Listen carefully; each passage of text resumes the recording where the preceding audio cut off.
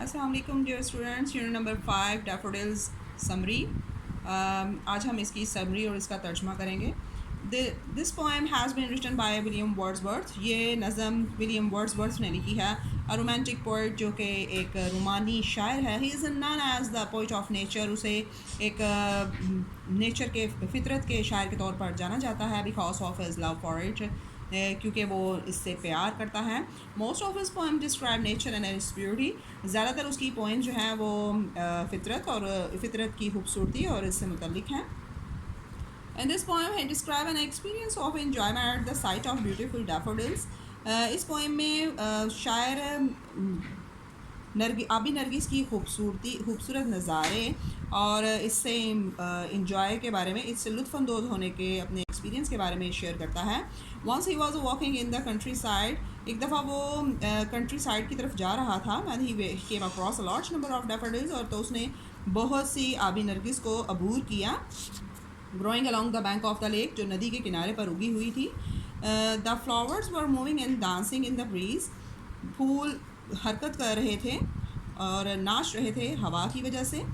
This site dilated the poet. ये लम्हा जो है वो शायर को खुश कर देता है। And he looked at the flowers for a long time.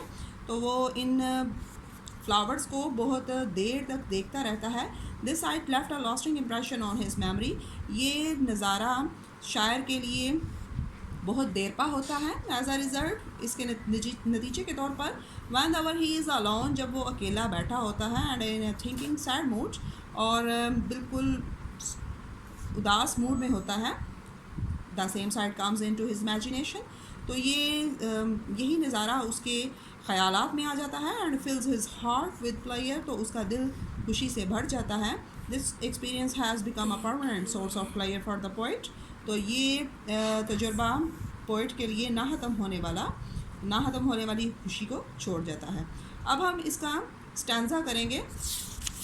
स्टैंज़ा कहते हैं कि किसी समरी में ये कोटेशंस होती हैं, जो कि हम कोटेशंस पढ़ चुके हैं। I wander lonely as a cloud, यानी कि मैं बादल की तरह फिरता हूँ। Floats on the hills over vales and hills, तो पहाड़ों पर वादियों पर, जैसा कि शायर ने ये इसको कोटेशंस कहा जाता है। ठीक है, ये इंग्लिश में शेर हैं। तो इन शेरों का जो हम लोग उर्दू में करते हैं कि पहले हमें नसर लिखते हैं, तो इसको नसर को क्या कहा गया है इंग्लिश में? रेफरेंस। तो रेफरेंस क्या है हमारा? This stanza has been written by the poem Daffodils written by William Wordsworth. यानी कि हमने इसमें ये बताना है कि ये लाइंस जो हैं वो कहाँ से ली गई हैं और इन्हें लिखने वाला शायर कौन है। और जैसा कि हम उर्दू में तशरीह करते हैं, तो रेफरेंस हो गया, तो कॉन्टेक्स्ट इस तशरीह की सूरत में लिखते हैं कि यानी कि उसमें पूरी जो है वो समरी जो हमने पढ़ी है वो पूरी आप एक्सप्लेन कर सकते हो। तो इसको बोलते हैं रेफरेंस टू द कॉन्टेक्स्ट। ठीक है, तो ये स्टैंज़ा जो है ये आपको या तो स्टैंज़ा आता है पेपर में, या तो फिर आपको समरी आती है। तो दोनों में से आपने एक चीज़ करनी है। ठीक है, दैट्स ऑल।